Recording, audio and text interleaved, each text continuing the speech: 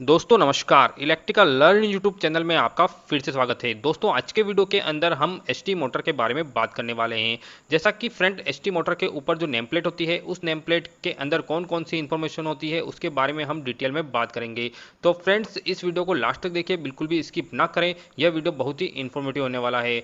तो फ्रेंड्स बिना देरी किए अब स्टार्ट करते हैं। तो फ्रेंड्स यहाँ पर आप देख सकते हैं यह एसटी मोटर की नेम प्लेट है। यदि आप एसटी मोटर की नेम प्लेट समझ गए तो आप एलटी मोटर की नेम प्लेट को आसानी से समझ जाएंगे। तो इसीलिए मैं आपको एसटी मोटर की नेम प्लेट बता रहा हूँ। जैसा कि इस नेम प्लेट में सबसे पहले यहाँ पर लिखा है 3 phase AC SR induction motor. तो इसका मतलब क्या होता है ये मैं आपको बता देता हूँ। जैसा कि यहाँ पर AC लिखा है तो AC का मतलब है अल्टरनेटिंग करंट, और यहाँ पर SR लिखा है, SR का मतलब होता है स्लिप रिंग। जैसा कि एसटी मोटर जो होती है उसके रोटर के अंदर स्लिप रिंग लगाई जाती है। यहाँ पर आप देख सकते हैं इस तरीके से स्लिप रिंग होती है। इस स्लिप रिंग के साथ में रेजिस्टेंस को जोड़ा जाता है और इससे मोटर की स्पीड को कम और ज़्यादा किया जाता है। उसके साथ ही मोटर को टॉर्क भी दिया जाता है। इस तरह की स्लिप रिंग का यूज किसी किसी एलटी मोटर के अंदर भी किया जाता है। उसके बाद यहाँ पर मैन्युफैक्चरर का नाम और एड्रेस दिया जाता है। नाम और एड्रेस से हमें पता चलता है कि मोटर का मैन्युफैक्चरर कौन है। जैसा कि यह जो मोटर है यह क्रॉम्पटन ग्रीव्स से हमने ली है, तो यहाँ पर क्रॉम्पटन ग्रीव्स का एड्रेस और नाम दिया गया है। उसके बाद यहाँ पर मोटर की पावर लिखी गई है। मोटर की पावर को हम किलोवाट और एचपी के अंदर दिखाते हैं। जैसा कि इस मोटर की पावर 2000 किलोवाट है, और यदि हम इसको एचपी में यानी हॉर्स पावर के अंदर कन्वर्ट करते हैं तो यह 2681 एचपी हो जाती है। किसी भी मोटर का किलोवाट निकालने के लिए मोटर का वोल्टेज और मोटर का एम्पेयर कितना है वो आपको पता होना चाहिए। यदि आपको ये दोनों टर्म पता है तो मोटर का किलोवाट नहीं पता होते हुए भी आप आसानी से निकाल सकते हैं। मोटर की नेम प्लेट के अंदर किलोवाट बहुत ही इंपॉर्टेंट टर्म होती है। मोटर को कहीं पर भी लगाना है, कहीं पर भी इंस्टॉल करना है तो हमें मोटर की पावर पता होनी चाहिए। तो यहाँ पर मोटर का जो पावर है वह 2000 किलोवाट है। यह एसटी मोटर है और 2000 किलोवाट का लोड यह ले सकती है। उसके बाद हम आगे बढ़ते हैं तो यहाँ पर आरपीएम दिया गया है। इस मोटर का आरपीएम 992 आरपीएम है। आरपीएम का फुल फॉर्म है रिवॉल्यूशन पर मिनट, यानी 1 मिनट के अंदर मोटर की शाफ्ट कितनी बार राउंड लेती है। तो यहाँ पर आप देख सकते हैं 1 मिनट के अंदर मोटर की जो शाफ्ट है वो 992 बार राउंड लेती है। इस हिसाब से 1 सेकंड के अंदर मोटर की शाफ्ट 16 से 17 बार राउंड लेती है। अब यहाँ पर यदि आप फॉर्मूले से मोटर का आरपीएम निकालेंगे तो मोटर का आरपीएम 1000 आता है। जैसा कि मोटर का आरपीएम निकालने का फॉर्मूला होता है N=120F/P। तो यहाँ पर n का मतलब तो हो गया आरपीएम। उसके बाद 120 कांस्टेंट टर्म होती है, और f का मतलब होता है फ्रीक्वेंसी, और p का मतलब होता है टोटल पोल, यानी हमारी मोटर के अंदर कितने पोल हैं। जैसा कि काफ़ी सारी मोटर के अंदर पोल संख्या भी लिखी होती है, लेकिन इस मोटर की नेमप्लेट के अंदर पोल संख्या नहीं लिखी हुई है। इस आरपीएम के अकॉर्डिंग मोटर के अंदर पोल संख्या 6 होनी चाहिए।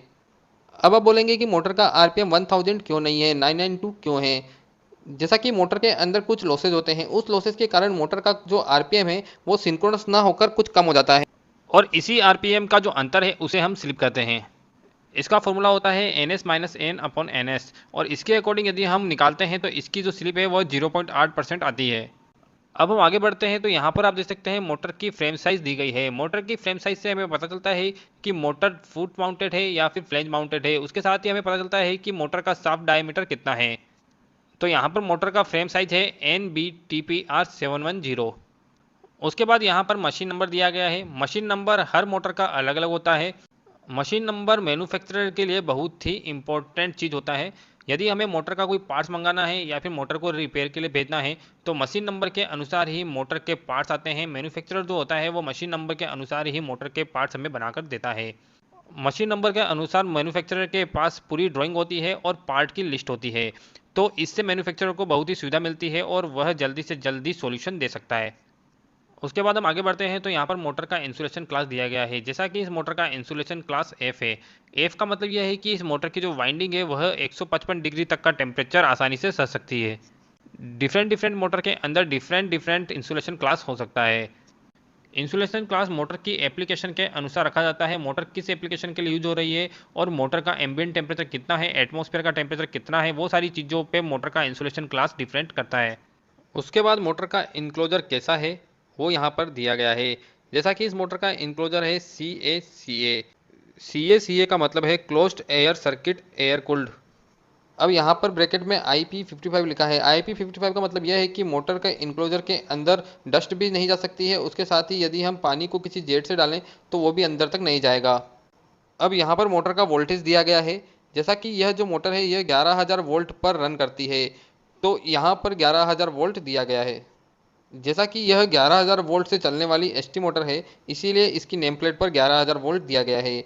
अब हम आगे बढ़ते हैं तो यहाँ पर आप देख सकते हैं एम्प्स लिखा गया है। इस मोटर का जो फुल लोड एम्पियर है वह 132 एम्पियर है, यानी यह मोटर फुल लोड पर 132 एम्पियर तक का करंट ले सकती है। अब आप सोच रहे होंगे कि यह तो एसटी मोटर है और इतना कम करंट क्यों ले रही है। जैसा कि मैं आपको बता दूं कि एसटी मोटर जो होती है उसके अंदर वोल्टेज बहुत ज़्यादा होता है, लेकिन वोल्टेज बढ़ने की वजह से इसके अंदर जो करंट की लिमिट है वो कम हो जाती है।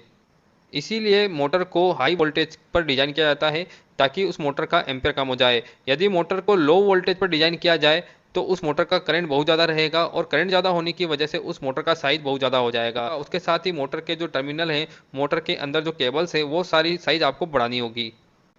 इसीलिए मोटर का जो वोल्टेज है वो ज़्यादा रखा जाता है जिससे मोटर का करंट कम हो जाए और मोटर की साइज़ रिड्यूस हो जाए। अब यहाँ पर मोटर की फ्रीक्वेंसी दी गई है। जैसा कि इंडिया के अंदर जो मोटर है वो 50 हर्ट्ज पर रन करती है, तो यहाँ पर मोटर की फ्रीक्वेंसी 50 हर्ट्ज है। जैसा कि यहाँ पर मोटर का वेट दिया गया है, इस मोटर का वेट 13 टन के बराबर है। मोटर का वेट इसलिए दिया जाता है ताकि यदि मोटर को हम लोडिंग या फिर लिफ्टिंग करें तो उस समय मोटर का वेट हमें पता होना चाहिए, और मोटर का वेट पता होने से हम सेफली मोटर को लोडिंग और लिफ्टिंग कर सकते हैं। अब यहाँ पर RV1130 दिया गया है। RV का मतलब होता है रोटर वोल्टेज। जैसा कि मैंने आपको पहले ही बताया था कि यह जो मोटर है यह स्लिपिंग वाली मोटर है, और स्लिपिंग वाली मोटर के अंदर जो रोटर होता है उस रोटर के अंदर कुछ वोल्टेज डेवलप होता है। उस वोल्टेज की वैल्यू यहाँ पर दी गई है। जब मोटर का जो स्पीड है वो बहुत ज़्यादा कम रहेगा तो इसके रोटर के अंदर वोल्टेज बहुत ज़्यादा रहेगा, तो वही वोल्टेज यहाँ पर दिया गया है। जैसा कि इस मोटर के अंदर जो रोटर का वोल्टेज है वह 1130 वोल्ट के लगभग रहेगा यदि मोटर की स्पीड बहुत कम है। तो जैसे जैसे स्पीड बढ़ती जाएगी इसका वोल्टेज भी कम होता जाएगा। अब यहाँ पर RA1045 लिखा गया है। RA का मतलब होता है रोटर एम्पियर। जैसा कि रोटर के अंदर यदि वोल्टेज बनेगा तो उसके अंदर वोल्टेज के अनुसार एम्पियर भी बनना चाहिए। तो इसके अंदर जो एम्पियर है वह 1045 होगा। जैसा कि मैं आपको बता दूं, किसी भी एसटी मोटर के अंदर स्टेटर के अंदर जो केबलें होती है वो कम होती है, और रोटर के अंदर जो केबल डाली जाती है वो बहुत ज़्यादा संख्या के अंदर होती है और साइज भी ज़्यादा होता है। जैसा कि यहाँ पर जो एसटी मोटर है इसके रोटर के अंदर लगभग 4 केबल डाली गई है 300 स्क्वायर mm की, और स्टेटर के अंदर केवल एक केबल है 300 स्क्वायर mm की। जैसा कि जैसे जैसे मोटर का करंट बढ़ता जाएगा वैसे वैसे मोटर के अंदर केबल की साइज भी बढ़ती जाएगी। जैसा कि इसके स्टेटर के अंदर करंट बहुत कम है तो इसके अंदर केबल भी हमें कम डालनी पड़ेगी, केबल की साइज भी कम होगी और केबल की संख्या भी कम होगी, लेकिन एम्पियर जो है वह रोटर के अंदर ज़्यादा है। इसी वजह से रोटर के अंदर हमें केबल्स की संख्या ज़्यादा रखनी होगी। उसके बाद यहाँ पर एम्बिएंट टेम्परेचर दिया गया है। जैसा कि इस मोटर का एम्बिएंट टेम्परेचर 50 डिग्री सेल्सियस है। एम्बिएंट टेम्परेचर का मतलब यह होता है कि मोटर को यदि 50 डिग्री टेम्परेचर पर कंटिन्यू रखा जाए तो भी मोटर डैमेज नहीं होगी। एम्बिएंट टेम्परेचर का मतलब यह होता है कि एटमॉस्फेरिक टेम्परेचर कितना है। यदि एटमॉस्फेरिक टेम्परेचर 50 डिग्री तक कंटिन्यू रहता है तब भी मोटर पे कोई इफेक्ट नहीं आएगा। मोटर 50 डिग्री तक का टेम्परेचर आसानी से झेल सकती है। तो फ्रेंड्स अभी हम इसको यहीं पर समाप्त करते हैं। इसके आगे की डिटेल्स हम नेक्स्ट वीडियो के अंदर डालेंगे। नेक्स्ट वीडियो का लिंक मैंने डिस्क्रिप्शन में दिया है, वहां से जाकर आप नेक्स्ट वीडियो देख सकते हैं। तो फ्रेंड्स यह वीडियो आपको कैसा लगा कमेंट सेक्शन में जरूर बताएं। इसी तरह के वीडियो चाहते हैं तो चैनल को सब्सक्राइब कर लीजिए और इस वीडियो को शेयर जरूर कर दीजिए, लाइक जरूर कर दीजिए और इस वीडियो में कमेंट करना ना भूलें। थैंक यू दोस्तों, thank you so much for watching my video. Thank